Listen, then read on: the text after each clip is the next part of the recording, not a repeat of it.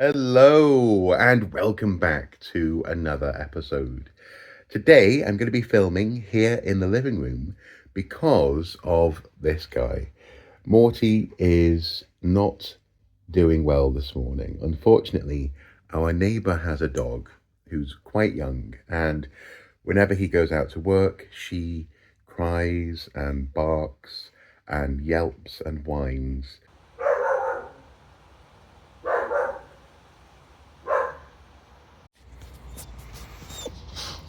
Hello.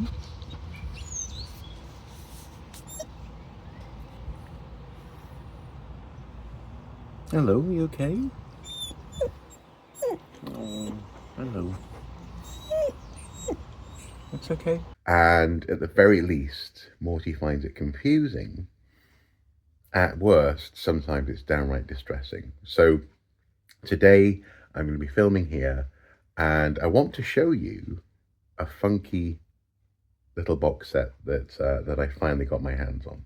I am talking, of course, about the Blair Witch Project Blu-ray special release from Second Sight Films. It's a gorgeous presentation of this movie. Look at that artwork with the three students heading into Burkittsville Woods with an ominous symbol implied in the tree line. And it's a gorgeous sort of matte black finish. Quite simple in many respects, actually. And I very much was excited when this was announced. Spotted that the release was imminent last year, and it was going to be my Christmas present. $45.99 was the price point, so at sort of the top end of a Christmas treat, I guess. And I was more than happy to pay that because I love this film, so this was perfect for me. Sadly, though, we missed the opportunity. The release occurred, it sold out in a very short amount of time, and last Christmas I ended up having to get this instead. This is the non-special release, but it had the fundamentals. It had the versions of the film that were new. It had the documentary as well.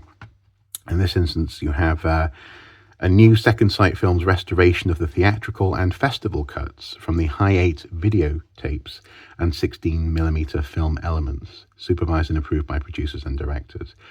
The Blair Witch documentary, excellent, actually starts off with footage from the very end of the Blair Witch Project. So when the camera falls to the floor and Heather's screaming, it literally cuts up with her screaming, the screams finish, and then one of the directors shouts cut and picks up the camera. So it's an interesting beginning to that documentary, which just covers the whole process of finding the actors, making the movie, and doing a proper found footage project, unlike, I would say, for example, The Blair Witch, which I think broke some of those fundamental rules. And this was grand, but I just knew that I'd missed out a little bit. So I have this.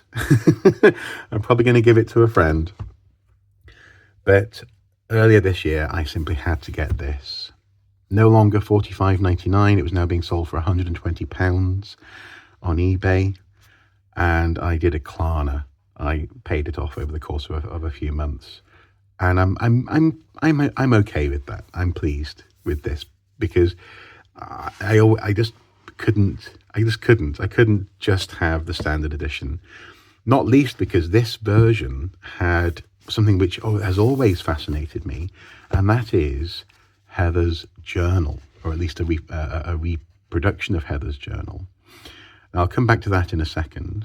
We have some art prints here, which I actually haven't taken the tape off yet. Can I sort of slide that down? Oh, it's like a really tight fit. Do you know what? I'm going to open this on camera just because I can. Although my nails are too short. There we go. Nice. So we have the sticks, the stick man tied together.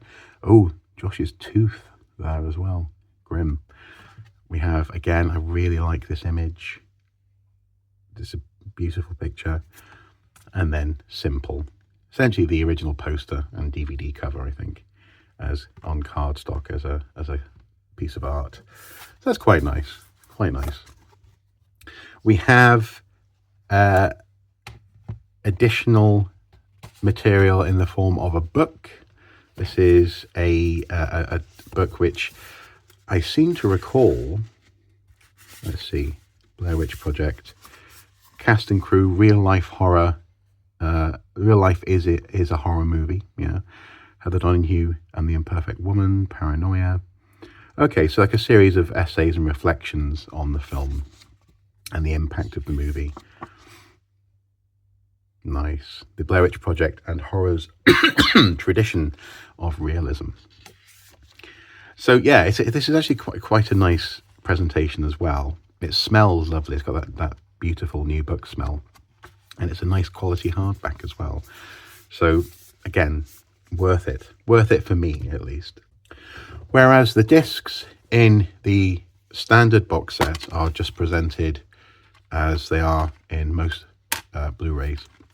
In the special edition, they come in this little folio. Is it a folio? It's a cardboard presentation. And interestingly, I also got this with the eBay purchase. This is a reprint of disc 1, because if we have a look at disc 1 here, you can see it says there version 2, which has I believe a different sound mix on it. Apparently there was an issue with the sound mix that wasn't quite as intended or as advertised. I think it's to do with the stereo presentation or the speaker presentation, which seemingly was not fixed for the standard edition, unless I'm missing something. But this version is not a version 2 disc, and neither is this. The person who sold me this said that this disc was the one that was in the box, and a replacement was sent in this packaging as disc 2, or as version 2 of disc 1 main features. So that's kind of interesting. So now I have 2 of that disc, 2 disc 1s, and 1 disc 1 version 2 in this mix. And maybe that's a reason to keep all of these as a little bit of interest for total Blair Witch Project nerds. But yeah, quite nice, quite standard. I would have liked to have only paid £45 for it.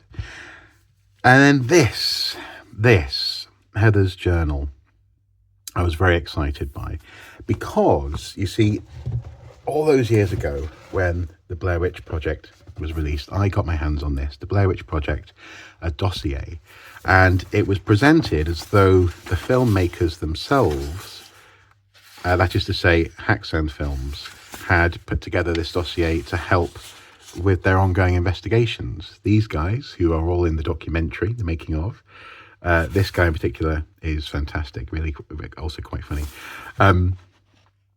In this book are the Haxan team from left to right, who are, at the request of the family, putting together the documentary from the footage that was found, and also matching it up with documentation, interviews, police work, evidence, so on and so forth, that you can interrogate yourself at home in the dossier. It's a fantastic book. I highly recommend it if you're a fan of Blair Witch. And just look at the cover with the gloss handprints there. And in here there was a printing of Heather's journal, a page by page print of the prop, and you can see it's weather beaten, it's been soaked, the pages are clearly just about legible, but also you have a transcript below each page of what's on each page. And note the handwriting. It's a handwritten prop. It's really, really well done, and it features in, for example, the opening shot of the movie, more or less, where Heather's talking about the things that she's taking with her into the woods. And I loved the idea of having my hands on that prop, or on a version of that prop. Unfortunately, this ain't it. this ain't it. Notice it's not weathered. Notice that unfortunately the handwriting is it's a digital font. It's not handwritten, and actually the pages don't match up perfectly. The text is all there essentially, but the pages don't match up perfectly, and that's a real shame. It's a nice thing. It's a nice thing to have and to hold, and to sort of to flick through and read and almost forget that this is a copy of that prop. But for me, this is only good in conjunction with this, because this here gives you the actual look of the journal. Frankly, I could just weather it myself. In that sense, I'm not going to sell this special edition on at any time in the future. But that wouldn't reproduce, as I say, the handwriting, or specifically what's actually the look of the book. You know, you can tell like the cover, or the covers don't really match up. Not least actually in terms of the form factor. This reproduction is a bit wider, I think, or perhaps the original was a little bit taller than this. But yeah, it's okay. It's okay, and all of this might sound as though I'm trying to justify. I'm hoofing the copium to try and justify my £120 aftermarket purchase of this, but I don't think I am. I get enough out of this thing, and in particular the physicality of this, and the box set itself, and the book, and the art, that I as I say, I do think it. Well, put it this way: I couldn't have not got it. There you go. I put it that way. I couldn't have not got it. I had to get the box set, and it's my own fault for not realizing that they'd sell out like that. While we're here, though, I'll show you this. This is my Blair Witch Project card collection, which I picked up earlier this year as well. And it's the complete collection of all of the cards in the series. They go through the legend of the film. They have key pieces of artwork from not only the Blair Witch Project, but also the accompanying documentary, which was on the DVD. That's to say that the in-world documentary, which was released on TV as part of the build-up for the film. So this guy, for example, appears as a Wiccan in that documentary, talking about witchcraft and how they go, Lucan Johnson. Witchcraft is a scientific study of energies and materials, declared self-admitted Lucan Johnson in a 1971 TV interview. And what's also interesting about comparing all this stuff, these cards and the books and the documentary that came with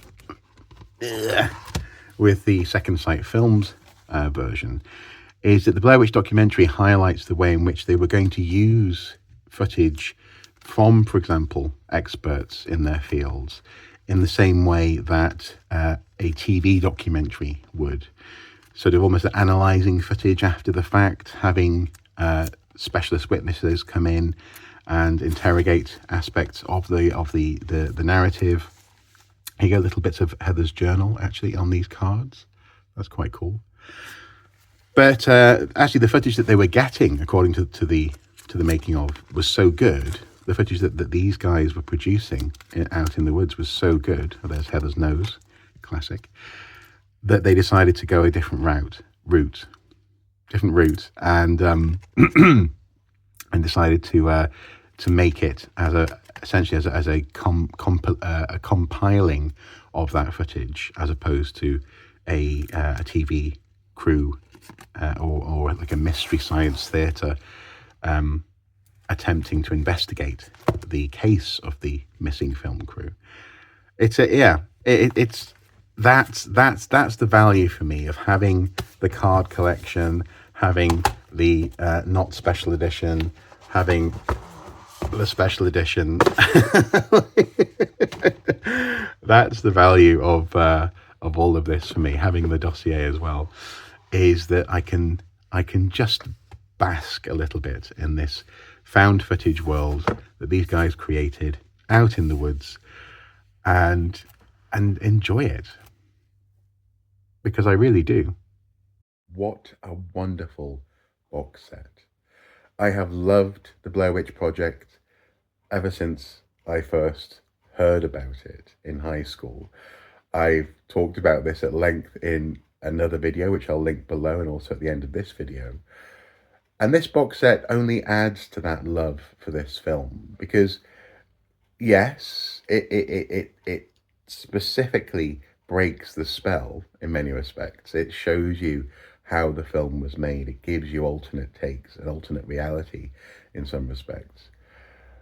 But it also, for me, enriches the intricacy of the spell, of the tapestry, by seeing the lengths and the love and care that went into making the Blair Witch Project, by understanding that, yeah, there was a lot of footage that they had to sift through.